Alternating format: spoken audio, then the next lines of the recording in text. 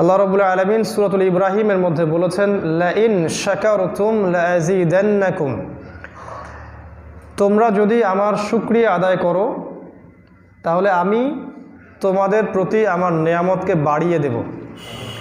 ওয়ালা ইন কাফারতুম, এবং তোমরা যদি কুফরি করো বা অস্বীকার করো, ইন্না আযাবি লাশাদীদ, তাহলে জেনে রেখো যে আমার আযাব প্রচণ্ড কঠিন। যত বেশি বলবেন আলহামদুলিল্লাহ, আলহামদুলিল্লাহ আলা কুল্লি হাল ফি কুল্লি মাকান, তত বেশি আপনি নিয়ামত প্রাপ্ত হবেন ইনশাআল্লাহ। যত বেশি আল্লাহর দেয়া অবস্থা, সময়, নিয়ামত এগুলোতে অসন্তুষ্ট হবেন, হতাশ হবেন, তত বেশি নিয়ামত চলে যাবে জীবন থেকে।